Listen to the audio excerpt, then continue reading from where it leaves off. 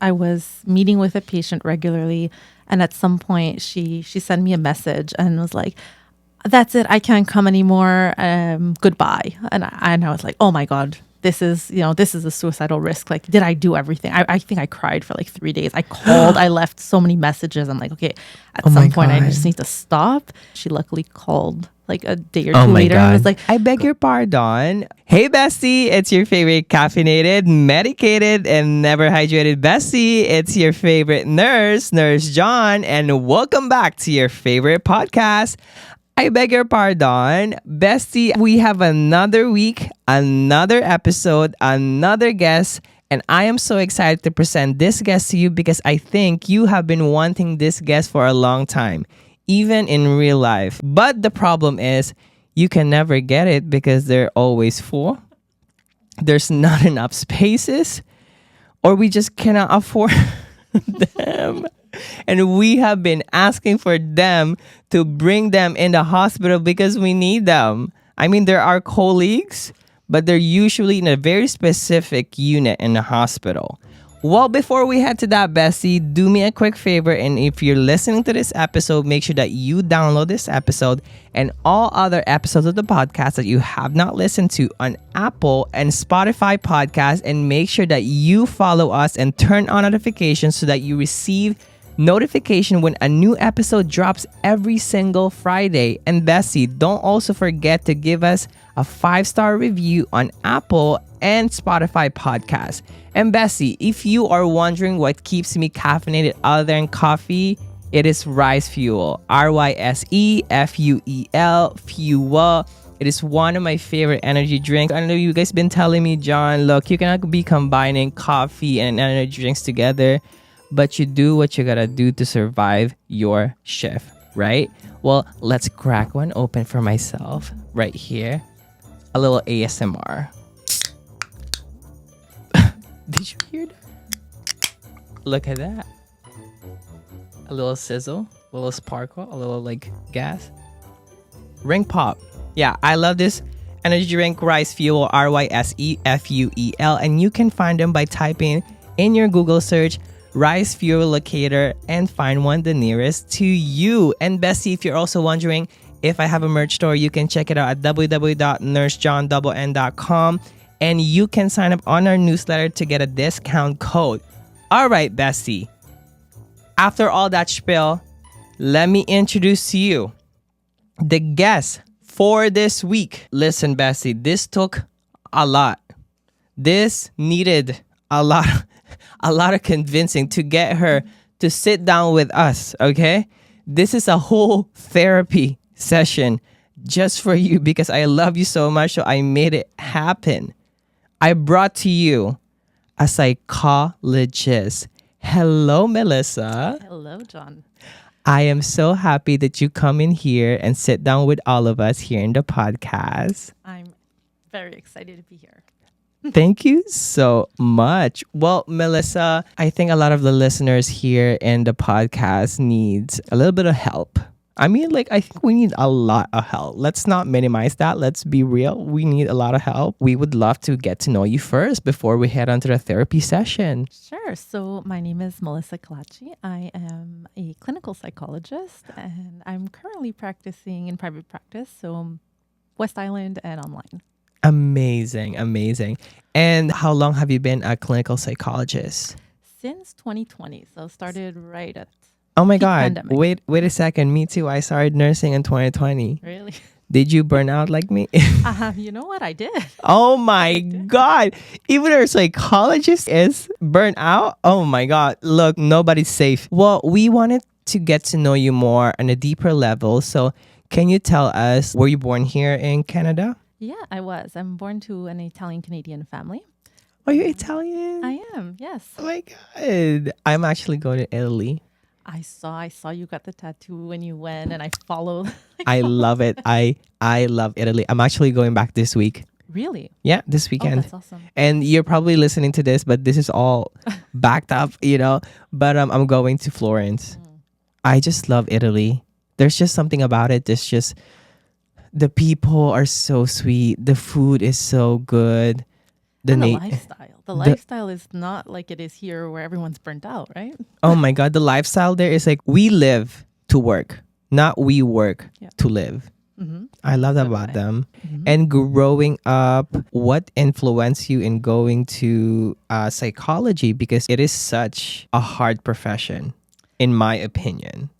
Yeah, I'm not sure I really knew what psychologists did, or at least not as a kid, right? I really wanted to be a doctor. I wanted to be a pediatrician. I want to work with kids. Oh my God. Yeah. That's such a big switch. But still, It is. you are a doctor of your profession. I am, yes. And you are actually helping more people who are actually in need.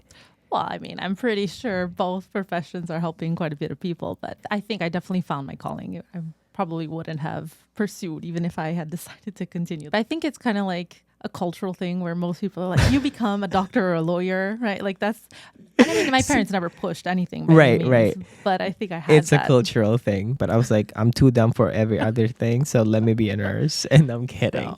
No, I actually love being a nurse. So what led you to becoming a psychologist? I went into social science and I just started taking some psych classes. And I think I always knew I wanted some kind of helping profession. So I started taking a couple psych classes. I really enjoyed them, took even more. And when I finished, I had one of the professors there say, have you ever thought about, like an honors psychology program? I think that would be really good for you. So I looked into it. I applied. I got in, and it was kind of a fluke. It just kind of happened that way. I wasn't really thinking about what a psychologist does or if this is going to be the profession I'm going to do for the rest of my life. But I really liked it. And then I kind of just grew from there. I grew from my bachelor's, doing some research, getting interested in certain topics. And Well, that's nice to know because usually, like, for example, my pushing to go into nursing is the fact that my grandpa was sick and my mom has always been a caregiver. So I wanted to do something that's super close to that and also a helping profession where I can help someone else just like I helped my grandpa. And then nursing is what struck me. But it's nice to know that, you can take up a profession not knowing what it is and getting into it and then growing and then realizing that, oh my God, I would never thought in a million years that I would be doing this, but I love this. So then in university, right, you went to psychology. yeah, I did an honors in psych. Yeah, excelled in my classes. I did well. I started some research in a sexual behavior lab, and I really started to enjoy that kind of component because I grew up in I don't want to say really conservative family, but still, right? Like sex is still taboo. So I started there. I started in that research lab where my supervisor was like, we can talk about, sex like we talk about food. It shouldn't be taboo. And I was interested in that That's kind of true. framework, right? That is so true because, again, even now in these days, kids are still very scared of getting tested for STIs, protections like condoms, because they think like, oh my God, they're going to judge me in the pharmacy, or like, this is so like cringe, as they say, to even tell someone that I just had like multiple sex partner. But it's completely normal. Absolutely. And I mean, maybe it's also like it's with teens or young adults, but I see it as well with, 50-year-olds, 60-year-olds, where it's difficult to say some of the words. Like they're not going to say something's wrong with my penis, or I have like those things don't come out. It really becomes, the thing down there. There's something. Yeah, I think we're normalizing a lot of things now in this generation, and I'm so happy about it because we are talking more. We're becoming more sensitive. We're becoming more aware of things, and that we're breaking barriers. That's why, there's like a positive and a negative about like the Gen Z population, because I love the Gen Z population. I think they broke in so many barriers about sexual health, orientation and stuff like that. And I was like, my God, like for decades, we were just following what people from the 1940s were doing. And that's what's normal. But then we realized that we were just conforming in what the society was telling us to do. Did you have to do like a master? No. So I did a bachelor's, and then after that I applied. It was like a fast-tracked PhD.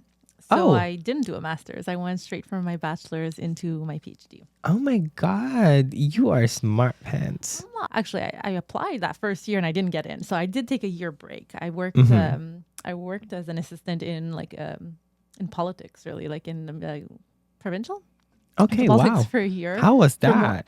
I was good. I actually started there a really long time ago at like 17, and I only left second year of my PhD. So I really Oh stayed my there a long god. time. Oh my god, that's a completely different path from like psychology. Yeah.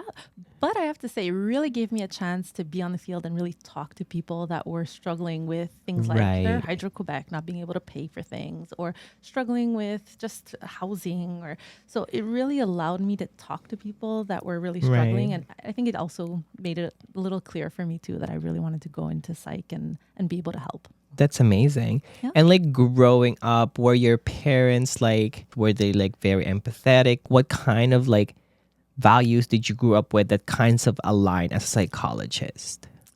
I mean, I think putting other people's interests or needs first. I'm not saying it's always great, right? Maybe it's a little bit toxic there too, but it's something we That's got what we raised with. usually do for the healthcare workers. So what we do anyways. That's why we burn out. But yeah. Yeah. But I think we were raised a little bit like that of, just don't let it bother you. Keep going, help people when you can. And I got to see my mom do that a lot. My mom's super selfless. Like she'll do everything for everyone, right? She's going to put everyone before herself. And I guess those are kind of the models I had, Right. at least from women growing up. And Right. so I kind of That's amazing. That's amazing.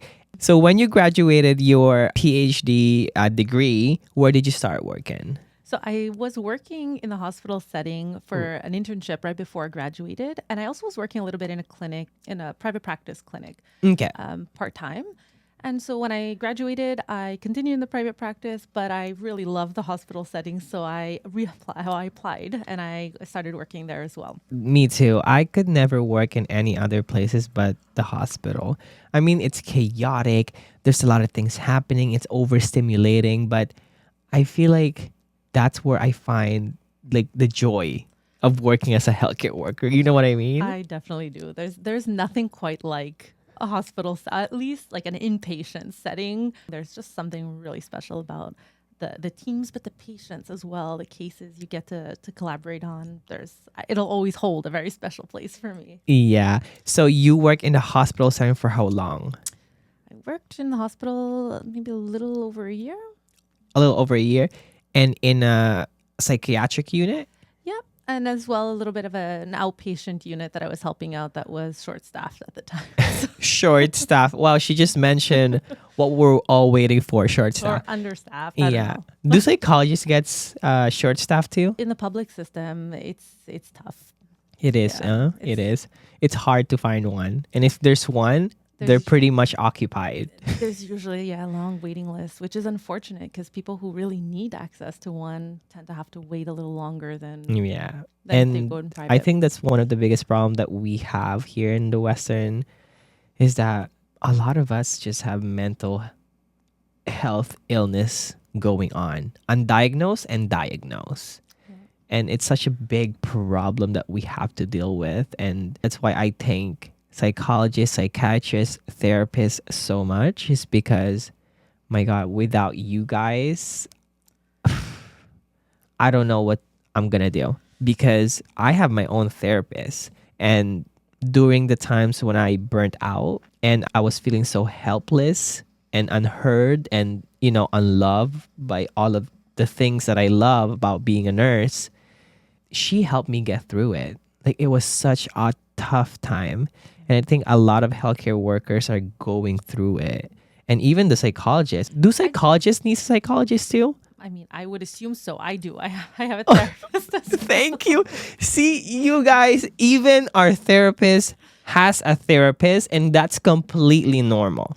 People don't realize how, like, we all have, in some certain, like, status in our life, have things that we cannot deal with ourselves, even though we have the tool to deal with it. Absolutely. Yeah. We just need someone from outside of our family, friends, and colleagues to tell us the simplest thing that you could have done yourself, but you just need that someone to tell you to do it. Even if you know what you have to do, like you just need that little push sometimes of someone to tell you, like, come on, get real and just apply that. Like, you know this. And I'm like, I know it. But I think it's important. We're human too, right? Like, Exactly. we present a certain way for work. And I think that's in every profession. You kind of show up a little bit differently when you're in that context. But Exactly. overall, I have my own, family issues. I have my own relationship issues. I have those things don't go away just because we help other people, especially when you're so close to your own problem. That's it. And I think like people also have to realize that, oh my God, so why do I go to my psychologist if she's also mentally ill? Because that's completely fine. Just like your nurses are depressed, your nurses have PTSD, trauma, ADHD, whatever that is, what kind of mental illness is it? That doesn't stop us from performing and doing our job as a healthcare worker. We can do our job, but we also need help. And I was going to say, it likely makes you that much more real and authentic. Like, being able to have your own struggles and call them out or just kind of recognize them makes you feel human too, right? It's like, I'm not perfect, and I don't want to be seen as perfect either. I want to be seen as relatable. Of, what, that thing that happened, well, what happened to me too. Now, how much I'm going to disclose might differ from, having a conversation with a friend, But that's so true, because like when my therapist tells me like I was on that position too, it makes me feel better. It makes me feel like reassured that, okay, I'm not the only one going through it. And even the person that I'm asking for help have been through it or is going through it. And now I feel so much better that, we can trauma bond. And I think that's such an important thing. So you work in the hospital setting, and during that you work in the psychiatry department. And what is it like in a day of a psychologist in a psychiatric department? What's really exciting about it is that it changes every single day. And I think I don't have that anymore. I'm no longer in a hospital setting.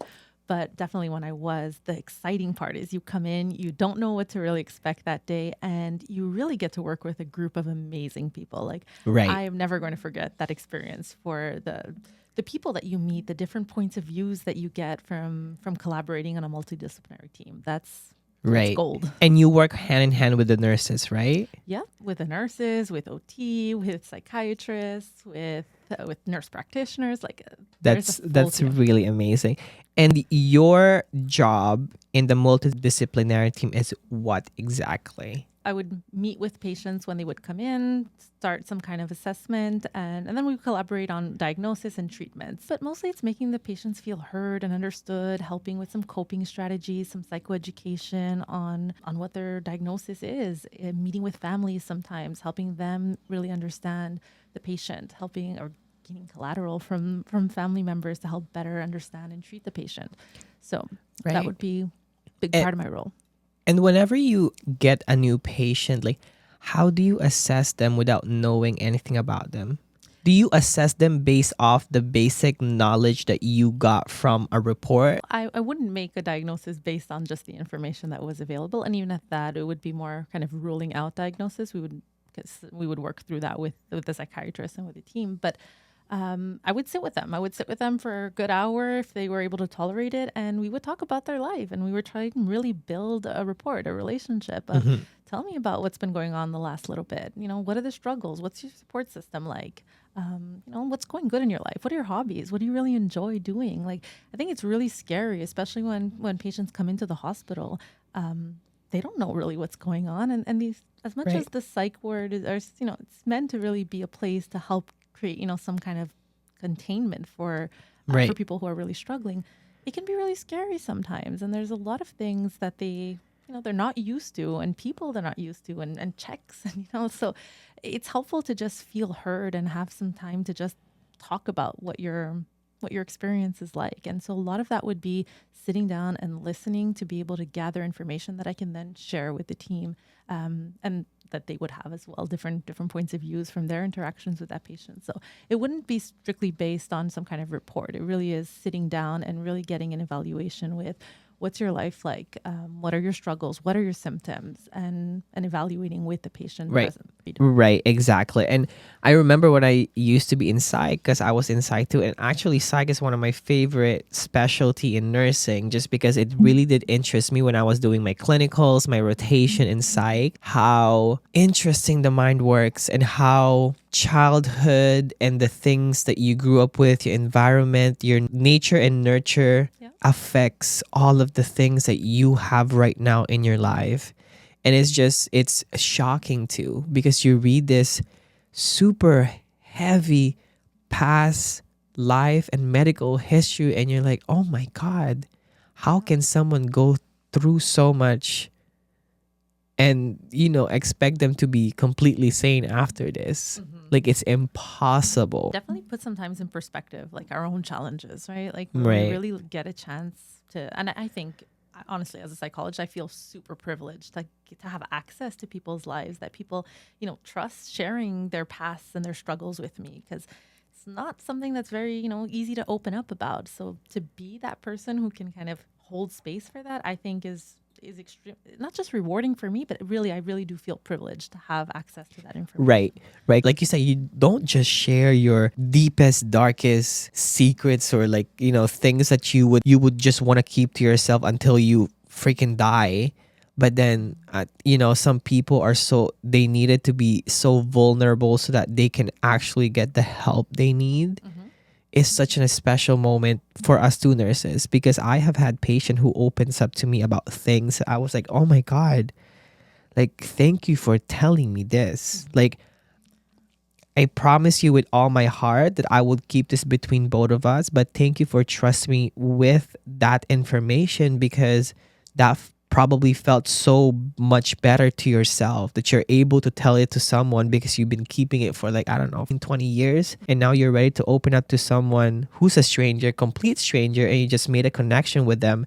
And now all of a sudden you're like, well, I will trust this person about that. We are in such a crazy, I think, profession that, I don't know how we take the traumas, because it's hard. I'm pretty sure it's hard for you to hear all of these things. And the hardest is hearing things that you relate to so much. And you're just like, man, what the fuck? You're probably like, that's me.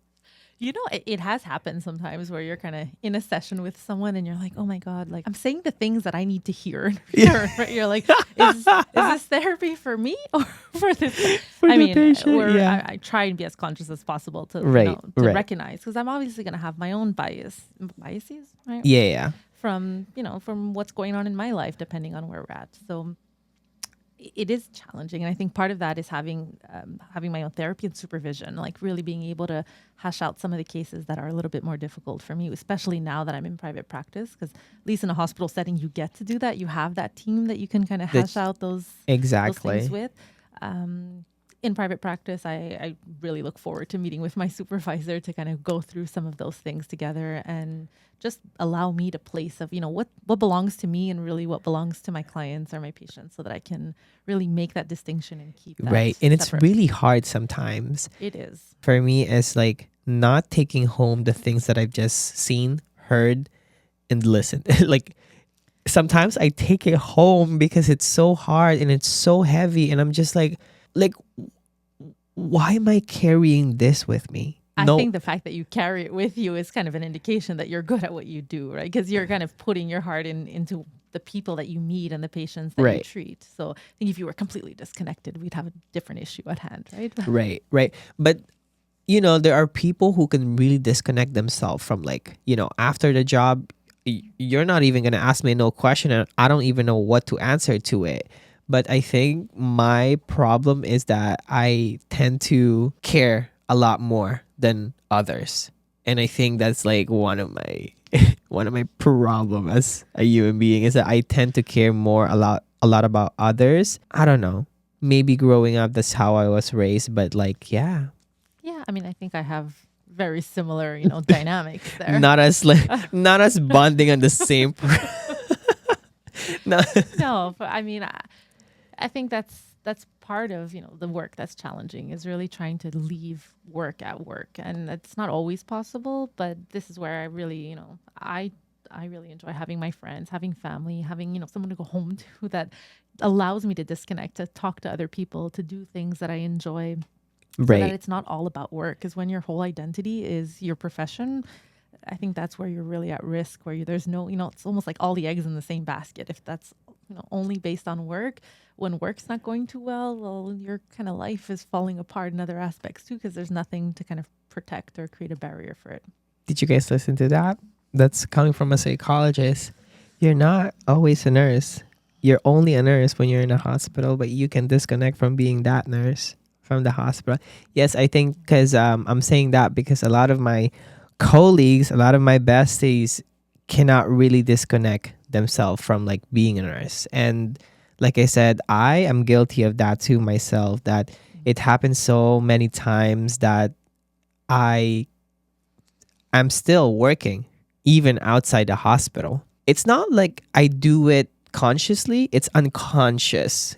And it's because I probably the fact that I've been working way too much that I'm just like, okay, well, I see my colleagues more than my family and friends. So, But I think that's where you need to kind of be self-aware and catch it. Because if it's been a little while where you're seeing your colleagues way more than your family and your friends, that's the little alarm sign, or little alarm signal, I guess, right? At some Right. point that tells you, hey, I need to take that step back. I need the vacation. I need the weekend away, or whatever it is, a night out for the That's friends. it. That's it. And the thing is, like, we have a really bad coping mechanism as nurses, and I am guilty. Okay. My bad coping mechanisms are wine, red wine, red wine, McDonald's. Because I was like, you know what? I had a hard day. Let me get myself some 20 pieces chicken nuggets, one large McFlurry, and a triple patty cheeseburger, extra cheese. Because I don't know, we tend to numb the pain. I don't know what's that. Like, why do we resort to that?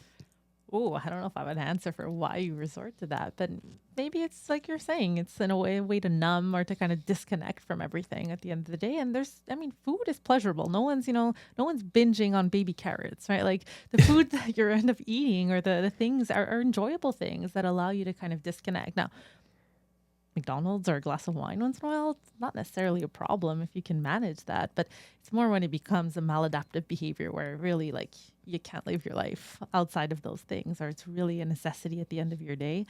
Maybe it's worth looking at, well, what other ways allow me to kind of unwind, feel pleasure, enjoy my evenings when I'm done my job, right? Right.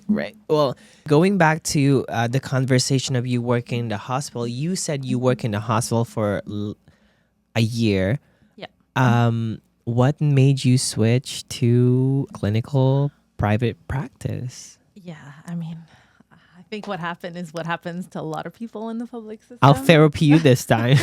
Tell me what happened.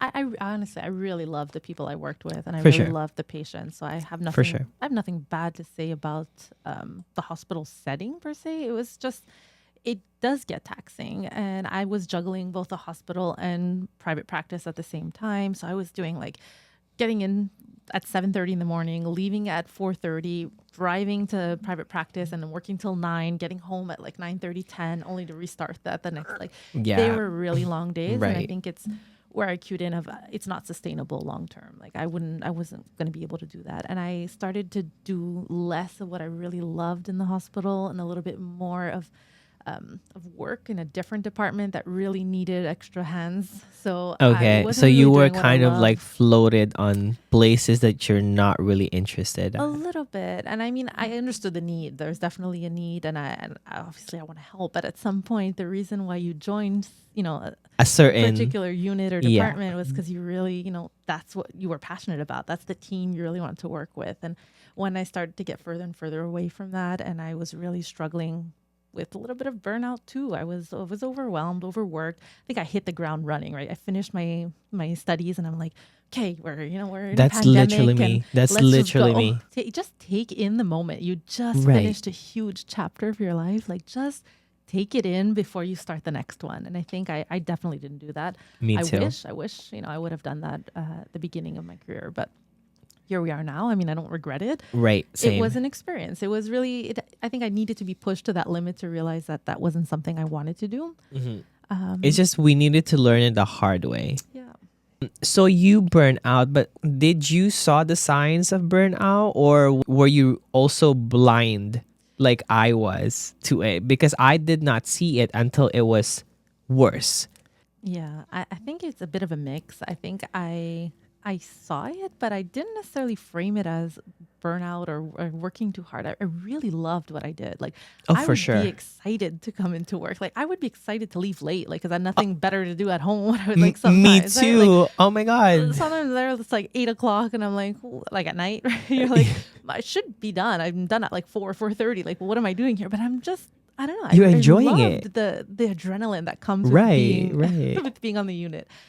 So I think part of it I kind of did to myself, right? Because I pushed myself further than maybe setting clear boundaries for myself and respecting that. But I definitely felt it towards the end. I'd say the last like month or two, I really started to feel that it wasn't a pace, like I said, that was sustainable for me. I was really struggling to just do good work. Like I started to get a little less motivated. I mean, I still did the work I had to Of do. course, of course, of course. Like we, But the like I did. enthusiasm, right? Yeah, to the kinda- enthusiasm is not the same. So then you moved on to private practice Yep. then finally, like well, completely. Well, not right away. Actually, I still stayed in at the clinic that I was working at. So Okay. I left the hospital. I Yeah. left the hospital, and at that point, I decided I kind of wanted something for myself. I want to figure out, how I love to work. I want to eventually build a team. I want to start a Oh, clinic. that's really nice. Yeah. So So I you left. have your own practice now. Yes. Now I have my own practice as of July. So it's about half a year. That's amazing. And so what do you do now? So now I work mostly with relationship and sexual issues. So that's my area right now. Everyone, if you're listening to this and you need a psychologist, do you have slots? Oh, very, very, very limited. But I'm looking to build a team. So hopefully soon we'll To anyone, later in this episode, we will tell you where to find Melissa here in Montreal, and you can sign up because you all need some relationship advice. We all do, I feel like. And it's something that we have to deal with as nurses too, because it's so taxing to, coming home and let's say your partner is not in the same profession as you and they don't really understand what you're going through. Do you have any of those cases? if I have cases, I mean, I live that life. Right? Oh my God. It's true. Okay. My partner is not in my field at all. My partner is in restaurant, right? And Okay. Have you ever been a therapist for your partner? I mean, I really try not to. It's not, and it's really difficult to do because again, you're biased, right? You're Right. in that relationship. It's not, you don't. So I really, I don't. I was just thinking in my head, I was like, have you ever been like, oh my God, you are depressed, man? Or like you have anger problems, boy. I mean, we all do at some point. Like, I don't think it's a diagnosis to have an anger problem once in a while or to express anger, right? But yeah, no, I don't. I really try not to impose Good. that. And that's boundaries, right? That's boundaries you set for work, for relationship, and just For myself and for my partner too. Like I wouldn't want to say like, oh, you're in psychologist mode right now. Like it's not fair either to be in that dynamic at home. right. I mean, like a lot of nurses could relate to this because I know that your husband, who's probably a blue collar job, is like, oh, you're acting like a nurse right now, and it's hard because a lot of nurses come home, to a home and they just want peace. It's a running inside joke to us nurses though that we come home and we don't even want to be spoken to. We just need that peace and quiet because we're so overstimulated at work and there's so much things happening that, when you get home, you just want to be peace and quiet. And then you come back when you're ready type of thing. I mean, I can see that happening maybe when I was more at the hospital and, having kind of the buzz all day long, right? Like there's something happening all day long. Now that I make my own schedule and I work from home most of the time. Oh my God. So yeah, it's definitely a privilege. I'm not. Do you gonna lie. feel happier that you went private practice? I mean, there's pros and cons to that as Right. well. I think that there's like a loneliness aspect that comes with working by yourself. Like the only people I really speak to in a day are my clients and my partner at the end of the day. Like, so Right. I don't really You miss see that anyone. colleague, that multidisciplinary kind of like Yeah, you miss, that team. doorway kind of chat that lasts, a couple minutes and, has nothing to do necessarily with Right. work. So like going back to your now private practice of you handling like relationship and more sexuality. So what kind of like relationship problems do you usually deal with? Like what's the most common problem? Ooh, I don't know if there's a most common, but typically I'm looking at infidelity. I'm looking at loss of love or intimacy in a relationship. Right. I'm looking at changes that happen in the relationship after becoming parents. So kind Right. of finding yourselves again when that Hmm. happens. That's really Those. hard because let me start with this. Mhm. Let me bring you some problems and you tell me how you're going to deal with it. Because Oof. I feel like my besties are going to need this. I know I'm being an advocate for all of you, besties, okay? I'm doing it for all of you. So, one thing some nurses do deal with is infidelity. It Mhm. happens a lot in a hospital setting. Okay. Just because, let's say we have our own partner at home and whatnot, and we see people at work who relates to us and who bonds with us to trauma, and then cheating and all that stuff happens and nobody knows. And I know Grey's Anatomy is not all scripted. Some of those things really do happens in real life, and I have seen it and I have heard it. And why do you think this thing happens in the hospital? Like, I mean, I guess that's tough. I mean, I think in part it's probably because they are bonding and kind of relating on a level that maybe they don't have that ability, or they're not really relating that way with their partner.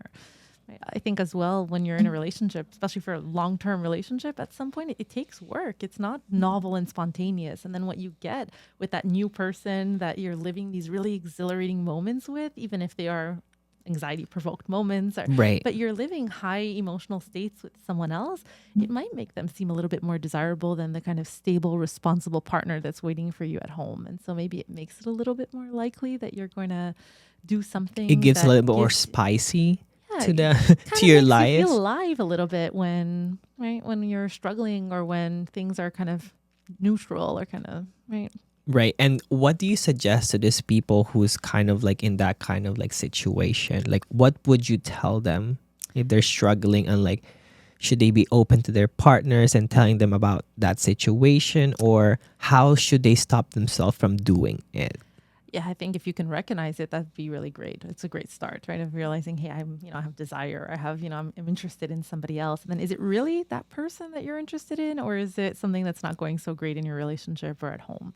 And if it's that, then it's worth bringing that back into the relationship. I think, having desire for someone else is not really a problem. It's what you do with that, because you can fuel that desire with, with other people. We're not blind, even though we're in relationships. So Right. we can look, but then we can take that back and fuel the relationship that we have. Yeah. And what would you suggest to healthcare workers who are struggling on connecting in a deeper level with their partners at home because they're in a completely different job?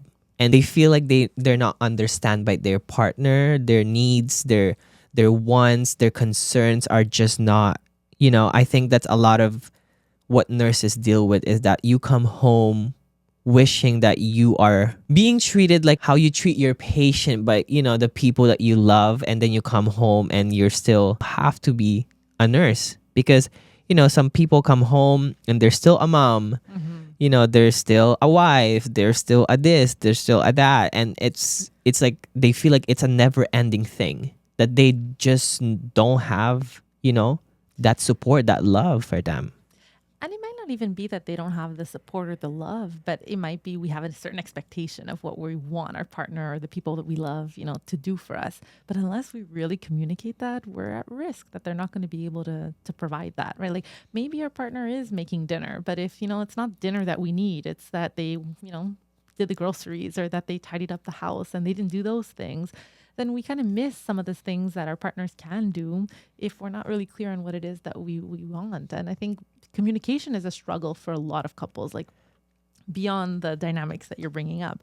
So having a good foundation of how do we talk about these things so that we can both feel understood, I think that's really important to start at that base, right? Not And just when we have the problems. right. And how do you become more communicative when you feel like there's this sense of like, I don't know if I should tell this to my partner, or I don't think she or he would even understand. So why tell them? But if we're starting from that point of view, right, of I don't think they're going to understand, then we're not really going to be able to, or it's going to limit how we, or impact at least, right, how we present what it is that we want to get across. So I think having a framework or just being aware of what we do want to share and then telling the other person, look, it's not easy for me to bring this thing up, but it's something that I do want to talk to you about because you're important to me and what I have to say is important. So can we find the time? You know, if it doesn't work, there's always therapy, right? You can always sign up and go Right. for some couples therapy and have someone intervene and help you find ways that are built on communication skills. But it's just a great place to say, hey, I need to be heard. And, you know, can we make some time for that? Because I feel like I'm struggling. I'm working long hours. I'm coming home. I'm tired. And I feel like it just never ends. So can we just, you know, take the pulse a little bit on what's going on in our relationship and how we can maybe make something a little bit better? I love that. Oh my God. Listen, Mel, I think a lot of my nursing besties are crying right now. Are you guys wiping your tears? They're relating to this because this is such a struggle with a lot of us is that, you know, we have relationship that we have to upkeep plus the job that's like, again, you understand it because you've been in that position and it's really hard to be working in the hospital at this moment and nobody understand that. None. But those people that you work with. And it's just hard to not be able, and not a lot of people can afford therapy or a psychologist, or they have been on the waiting list for so long and their mental health is just getting worse and worse every day. And you know, it's such a problem because it's not prioritized. For example, in a hospital, we have this poster of like, if you need help, if you need someone to talk to, call 1-877, and that line is not even available, and like it's not even the most helpful thing. Yeah, I Oh. think there's a problem with accessibility right now, but I mean, it doesn't even have to be therapy if you can't start there, right? Like just surrounding yourself, like building your social network is going to be helpful. Prioritizing yourself. How many times do we make, you know, a doctor's appointment and actually show up for it because we're going to let someone else down if we don't show up? But how many times do we set up, you know, I'm going to go for a yoga class next week and then you just, you know, I'm tired that day. I'm just going to not go, or I'm going to just let that, you know, not be a priority. If we set those things for ourselves and we follow through, we're really being able to build that kind of lifestyle that allows us to have some kind of protective barrier to the burnout and the stressors that we have. So Like a routine too, setting our a routine. routine or just prioritizing really your time. So often, especially in healthcare professions, is we prioritize helping other people, sometimes to our detriment, right? Like we don't focus on ourselves nearly enough. So it's very easy to say, okay, I just won't do that, or you know what, I'll do that next week. Or when it comes to things that are important for us, meanwhile, we very rarely, you know, push those things aside for other people. We don't want to let other people down. That's it. Because I think one of our biggest problem as healthcare worker, mostly for nurses, is we have such a people pleasing personality. I mean, I don't want to generalize for everyone, but Right. part of it is, you know, recognizing that you matter, right? Like that it's important for us to put ourselves first. A little bit, we hear it all the time, right? You can't pour from an empty kettle, or right? Yeah, Like this an empty idea- cup and whatnot. Yeah. So ideally, we want to be able to invest in ourselves. But again, like you're saying, a lot of us put other people first and we're not really investing in ourselves. So it really becomes being able to recognize we're enough, we're important too, and we need to set some limits and some boundaries for what can be crossed and what definitely can't. So if it is, I need that afternoon for myself, or I need a day of a weekend, or whatever it is, but that we actually follow through on that. I think Right. it's really important that we focus on ourselves, at least dedicate a certain amount of time or energy for us before we Right. we expect, or we give, and then we expect, because I think that's a big problem too, is that we give and we have this kind of notion. It's almost like a culture where if I give so much, then I expect the other person to treat me the same way I treat them. And when they don't, it builds resentment because we're frustrated that we do so much. Well, why couldn't they, just see that I needed this, or just do this for me because I would have done it? So would you say that we should lower our expectations? I don't know if lowering them would be the solution to it, but at least kind of set set some clear boundaries for, are we doing it because we really want to, or are we doing it because we feel obligated, or we want to be liked, or it's a nice thing to do. Right, right. Oh my God, my besties. This is a lot of therapy you're getting. You, Oh, you're not getting therapy. you we love therapy. You know what? I have been suggesting and I have been thinking in my head, I came up with this. I was like, why don't they bring like a psychologist on the floor in every single unit, if possible, and every single week we get to sit down with a psychologist, a psychiatrist, or a therapist and kind of unload it there right in the hospital so we don't take it home. And I think a psychologist would love to be there too because that's what they do best, right? And I feel like, having that resource instead of a pizza party or a freaking pen and a raisin oatmeal as a gift for us, we would appreciate it better. And I think it would keep nurses better in a hospital and PAB, CNAs, LPNs, social workers in their job. I don't know if you're listening to the news, but like in like 2030, there's not going to be half of the nurses in or even healthcare workers in the hospital because they're leaving the profession. Some people are like going to, I'll work in freaking McDonald's. At least I'm not like responsible for like this much lives in my hands, and I'm probably happier in that. And it's crazy. It's really hard. We're in a really hard state. Anyways, moving forward, there's a few questions that people from social media wanted to ask you. Are you ready for the hot seat? Yes, let's go for it. Let's get cracking. Okay, let's do this. First question, what's the most challenging part of your job as a psychologist? It's always challenging to kind of be there and kind of put your things aside, be present for your clients. But on a general level, I would say probably when you're dealing with people who have suicidal ideations or something that's kind of active in the moment, where it's sometimes hard to tolerate when you end a session, despite the resources and the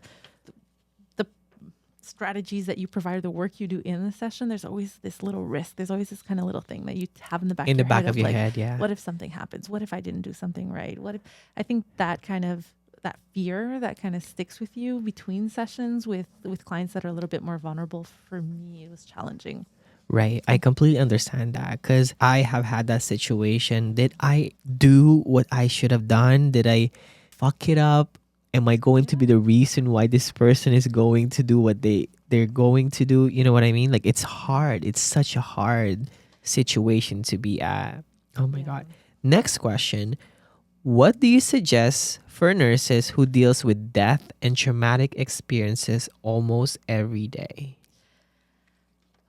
I mean, I definitely, again, have a lot of respect for people who work in a department or in a unit where there's that level of trauma. Like, that part of, as well, of the reasons why I kind of stick to now couples and sexuality. If I come back to what we were talking about before, of really building your social network, really having support so that when you do leave that environment from work, you have something to disconnect to. You get a chance to laugh. You get a chance to kind of just be you, because it definitely can get heavy when you're constantly seeing trauma, and have a therapist. I think, whether, you want to do that with a professional, whether you kind of want to take time to work on yourself, but really being self-aware, being able to reflect and being able to kind of distinguish or differentiate between work and your personal life. Otherwise, it's going to be very consuming. It's going to be really difficult. Taxing. Yeah, that's crazy.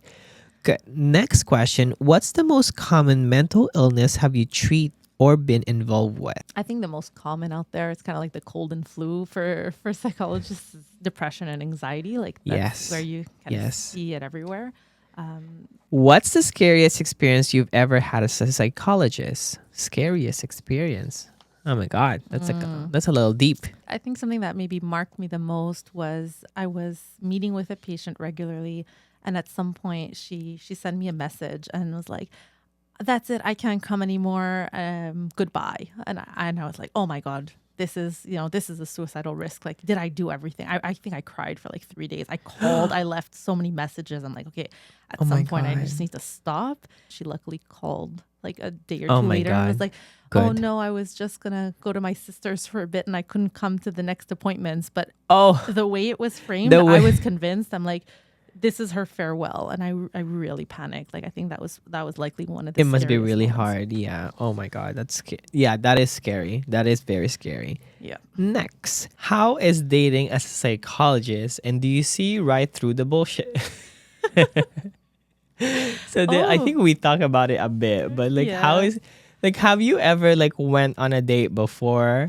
I don't know if you've been with your partner for a long Yeah. time, even before you were a psychologist, but like, have you ever went to a date and you're kind of like, yeah, that's narcissistic, man. I'm not going.